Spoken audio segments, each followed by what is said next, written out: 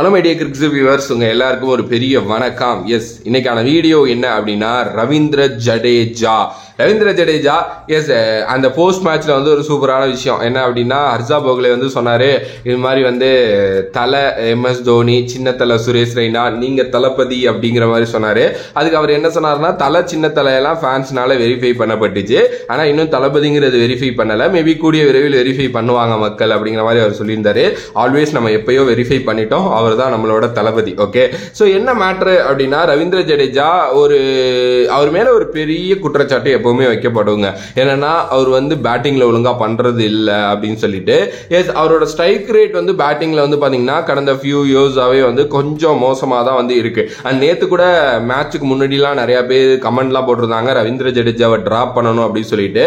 Even though சீக்கா சாரோட வீடியோல கூட ஒருத்தர் கேட்டிருந்தாரு, சீக்கா சார் டென்ஷன் ஆகி கத்திட்டாரு, ஏங்க ரவீந்திர ஜடேஜாவை எப்படிங்க டிராப் பண்ணுவீங்க அப்படின்னு சொல்லிட்டு. எஸ், ரவீந்திர ஜடேஜா மாதிரி ஒரு பிளேயரை வந்து பாத்தீங்க அப்படின்னா நம்ம டிராப்லாம் பண்ணவே முடியாதுங்க. வேர்ல்டோட பெஸ்ட் ஆல்ரவுண்டர் அவரு.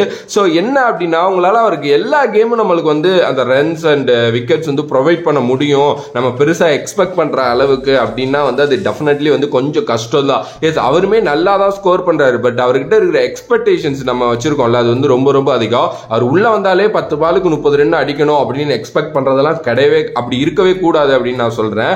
எஸ், அதுல வேற நிறைய ஹேட்டர்ஸ் வேற ரவீந்திர ஜடேஜாவுக்கு வேற உருவெடுத்துட்டானுங்க. எப்ப பாரு வந்து நம்மளோட வீடியோஸ்லயுமே வந்து கமெண்ட் பண்ணிக்கிட்டு இருப்பானுங்க, இது மாதிரி வந்து ரவீந்திர ஜடேஜா இருக்கக்கூடாது அப்படின்ட்டு.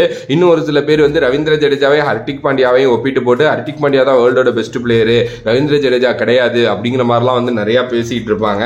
அவங்கலாம் இப்ப எங்க போயிருக்காங்க அப்படிங்கிறது தெரியல. ரவீந்திர ஜடேஜாவுக்குலாம் கேம் மாட்டி கிச்சுன்னு வைங்களேன், அது பேட்டிங்லயா இருக்கட்டும் பவுலிங்லயா இருக்கட்டும் திருப்பி கொடுத்துருவாரு அப்படின்னு சொல்லலாம். நேத்து நடந்ததுமே அதுதான், அவர் கரெக்டா அவருக்கான ஃப்ளோ கிடைச்சிச்சு, முடிச்சு விட்டாரு KKR. இட்ஸ் ஆப்வியஸ்லி இதுதாங்க ஒரு சாம்பியன் பிளேயர். நீங்க வந்து ஒரு விக்கெட் எடுத்துட்டு போறதோ இல்ல ரன்ஸ் கொஞ்சம் ஸ்கோர் பண்ணிட்டு போறதோ மேட்டர் கிடையாது.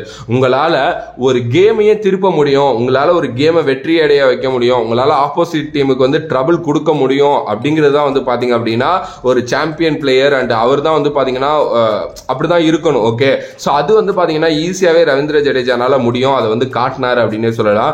Ravindra Jadeja one of the asset for Indian cricket அப்படிங்கிறதுல எந்த ஒரு மாற்று கருத்தும் இல்லை.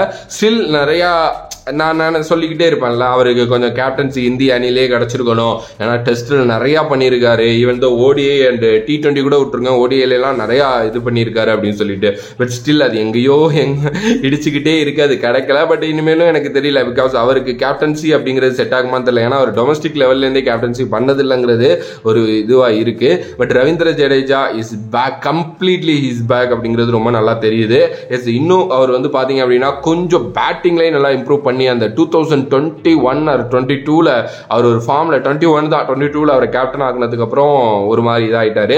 அந்த 21ல ஒரு ஃபார்ம்ல ஒன்று இருந்தாருங்க, அந்த ஃபார்ம் திருப்பி எடுத்துட்டு வந்தாரு அப்படின்னா ரொம்ப நல்லா இருக்கும். பிகாஸ் அது ஒரு மரண ஃபார்ம், அது RCB வச்சு நொறுக்குவார் சிங்கிள் ஹேண்டட்லி. ஸோ பார்க்கலாம் அந்த ரவீந்திர ஜடேஜாவை நம்ம திருப்பி பார்க்குறோமா அப்படியா இல்லையா அப்படின்னு சொல்லிட்டு. ஸோ தளபதி ரவீந்திர ஜடேஜா பத்தி உங்களோட கருத்து என்ன அப்படின்ட்டு மறக்காம கமெண்ட் பாக்ஸ்ல கமெண்ட் பண்ணுங்க.